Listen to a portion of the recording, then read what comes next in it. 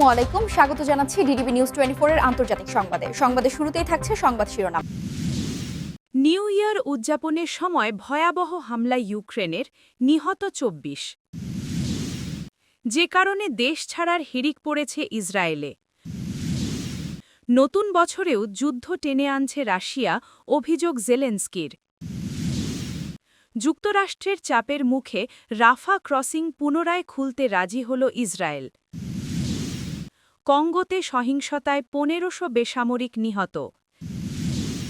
চেনাব নদীতে জলবিদ্যুৎ প্রকল্প নিয়ে ভারতকে হুঁশিয়ারি দিল পাকিস্তান। এতক্ষণ শুনছিলেন সংবাদ শিরোনাম, এখন থাকছে বিস্তারিত।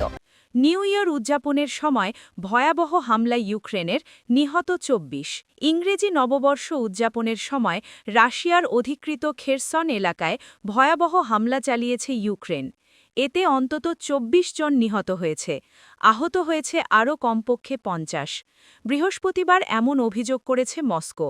রাশিয়ার দাবি, ইউক্রেনের দক্ষিণাঞ্চলীয় খেরসন অঞ্চলের রুশ নিয়ন্ত্রিত অংশে ইংরেজি নববর্ষ উদযাপনের সময় একটি হোটেল ও ক্যাফেতে হামলা চালায় ইউক্রেনীয় বাহিনী। সংবাদমাধ্যমের প্রতিবেদনে বলা হয়েছে, এ বিষয়ে ইউক্রেনের সামরিক বাহিনী তাৎক্ষণিকভাবে কোনো মন্তব্য করেনি, বরং এর আগে ইউক্রেনই অভিযোগ করে আসছিল রাশিয়ার হামলায় ইউক্রেনের বিভিন্ন শহরে বহু বেসামরিক মানুষ নিহত হয়েছে। খেরসন অঞ্চলের রাশিয়া নিযুক্ত গভর্নর ভ্লাদিমির সালদো প্রথম এই অভিযোগ তোলেন। পরে রাশিয়ার পররাষ্ট্র মন্ত্রণালয় ও দেশটির শীর্ষ রাজনীতিবিদরা একে সন্ত্রাসী হামলা বলে অভিহিত করেন। তবে সালদোর দপ্তর থেকে প্রকাশিত হামলার পরবর্তী ছবিগুলো বা অভিযোগের সত্যতা তাৎক্ষণিকভাবে যাচাই করতে পারেনি ব্রিটিশ সংবাদমাধ্যম রয়টার্স। প্রকাশিত ছবিতে একটি সাদা চাদরের নিচে একটি মৃতদেহ দেখা যায়। ভবনটিতে ভয়াবহ অগ্নিকাণ্ডের চিহ্ন ছিল এবং মাটিতে রক্তের দাগের মতো চিহ্নও দেখা গেছে। সালদো বলেন, খোরলি গ্রামে নববর্ষ উদযাপনের স্থানে ৩টি ইউক্রেনীয় ড্রোন আঘাত হানে। তিনি উল্লেখ করেন, এটি ছিল বেসামরিক মানুষের ওপর ইচ্ছাকৃত হামলা, যাতে অনেক মানুষ আগুনে পুড়ে মারা যান। রাশিয়ার পররাষ্ট্র মন্ত্রণালয়ের প্রাথমিক তথ্য বলে, এই হামলায় অন্তত ২৪ জন নিহত হয়, যার মধ্যে একজন শিশু রয়েছে। আহত হয়েছে আরও অন্তত ৫০ জন, যাদের মধ্যে ৬ জন নাবালক রয়েছে। আহত হওয়া সবাই হাসপাতালে চিকিৎসাধীন।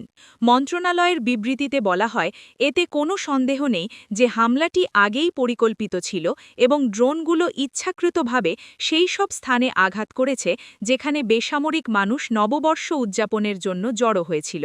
একে যুদ্ধাপরাধ বলে উল্লেখ করেছে রাশিয়া।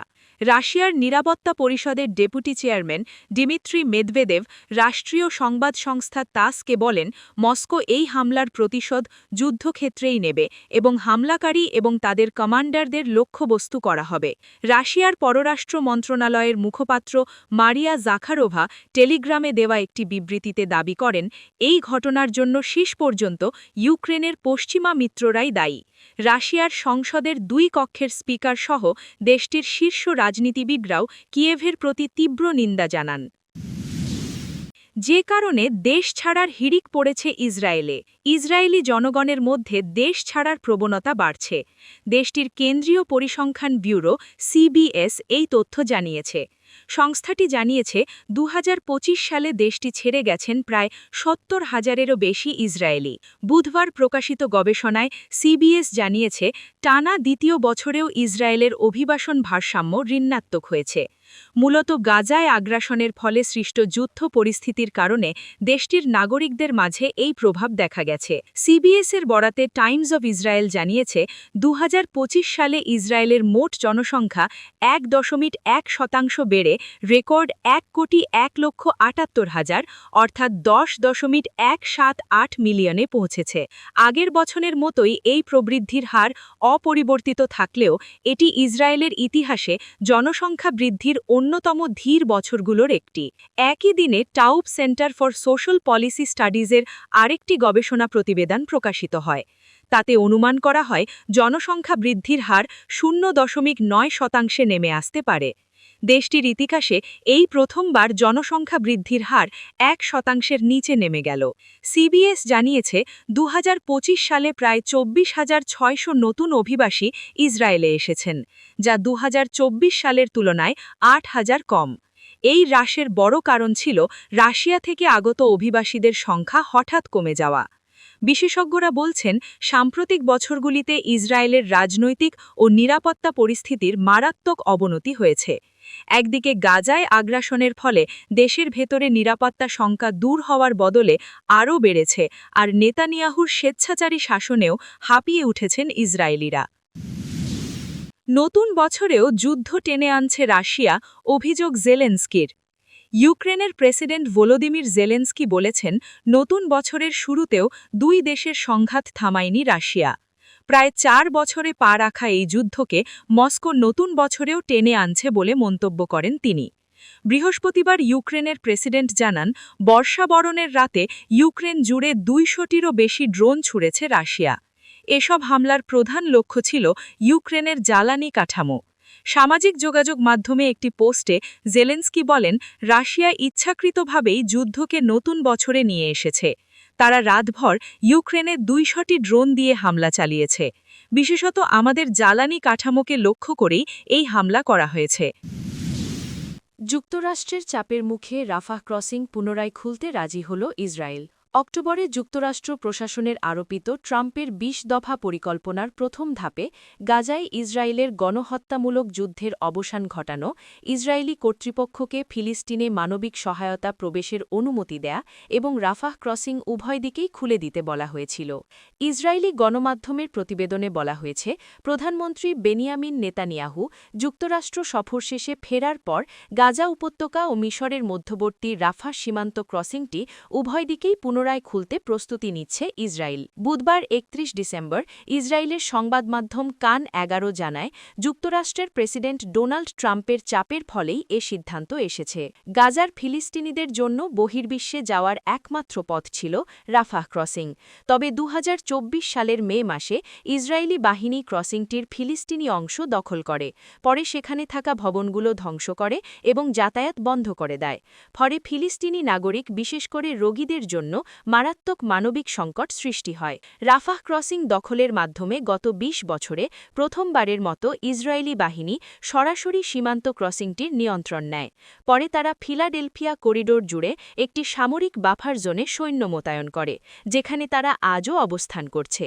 কান নিউজ জানায়, নেতানিয়াহু যুক্তরাষ্ট্রে ট্রাম্পের সাথে সাক্ষাতের আগে রাফাহ ক্রসিং উভয় দিকেই পুনরায় খোলার বিষয়ে আলোচনা হয়েছিল, তবে সে সময় পদক্ষেপটি স্থগিত রাখা হয়। উল্লেখ্য, অক্টোবরে যুক্তরাষ্ট্র প্রশাসনের আরোপিত ট্রাম্পের ২০ দফা পরিকল্পনার প্রথম ধাপে গাজায় ইসরায়েলের গণহত্যামূলক যুদ্ধের অবসান ঘটানো, ইসরায়েলি কর্তৃপক্ষকে ফিলিস্তিনে মানবিক সহায়তা প্রবেশের অনুমতি দেয়া এবং রাফাহ ক্রসিং উভয় দিকেই খুলে দিতে বলা হয়েছিল। কঙ্গোতে সহিংসতায় ১৫০০ বেসামরিক নিহত। গণতান্ত্রিক কঙ্গো প্রজাতন্ত্র বা DR কঙ্গোর পূর্বাঞ্চলীয় প্রদেশ দক্ষিণ কিভুতে চলমান সহিংসতায় এখন পর্যন্ত ১৫০০-এর বেশি বেসামরিক মানুষ নিহত হয়েছেন।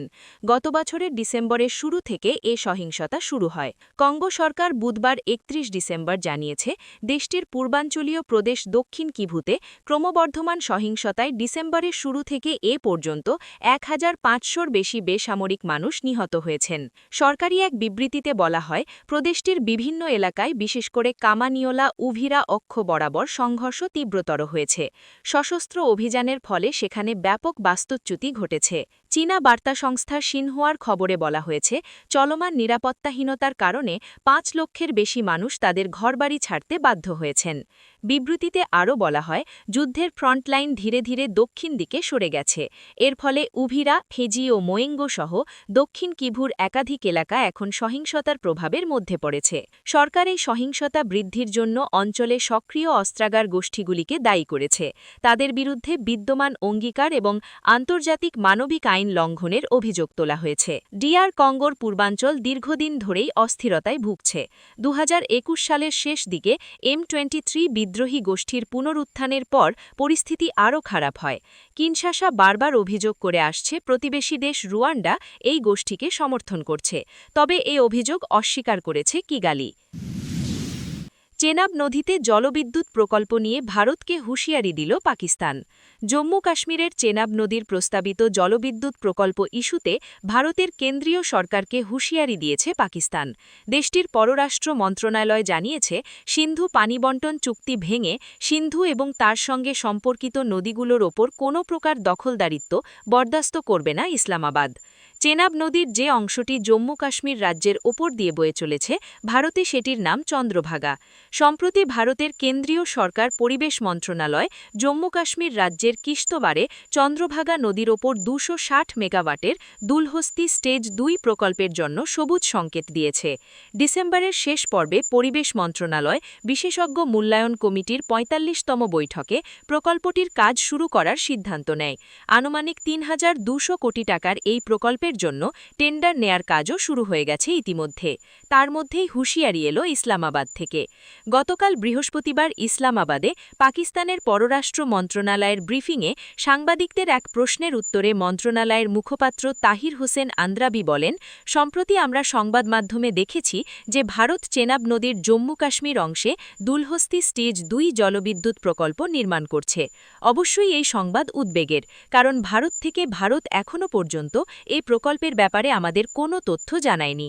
ভারত যদি সত্যিই সিন্ধু পানি বণ্টন চুক্তির লিখিত সীমাবদ্ধ অনুমতির চরম অপব্যবহার এবং সিন্ধু চুক্তির গুরুতর লঙ্ঘন, আমরা বরাবরই বলে আসছি যে এই চুক্তি নিয়ে ভারতের সঙ্গে আমাদের যে বিবাদ রয়েছে তা আমরা পূর্তিপূর্ণভাবে মীমাংসা করতে চাই, কিন্তু ভারত যদি পরিকল্পিতভাবে চুক্তির শর্ত লঙ্ঘন কিংবা পাকিস্তানের জাতীয় স্বার্থে আঘাত করে, সেক্ষেত্রে ইসলামাবাদ তা কখনো বরদাস্ত করবে না।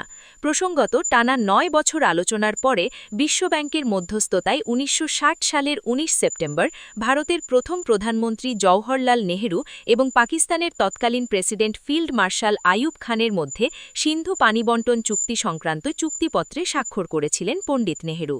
সিন্ধু পানি বণ্টন চুক্তি অনুযায়ী পূর্ব দিকের ৩টি নদী অর্থাৎ বিপাশা, ইরাবতী ও শতদ্রুর জলের ওপর সম্পূর্ণ নিয়ন্ত্রণ থাকবে ভারতের। অন্যদিকে পশ্চিমমুখী সিন্ধু, চন্দ্রভাগা ও বিতস্তার জল ব্যবহার করতে পারবে পাকিস্তান। ২০২৫ সালের ২২ এপ্রিল জম্মু কাশ্মীরের অনন্তনাগ জেলার পেহেলগ্রামে জঙ্গি হামলার পর সিন্ধু পানি বণ্টন চুক্তি স্থগিত করে ভারত।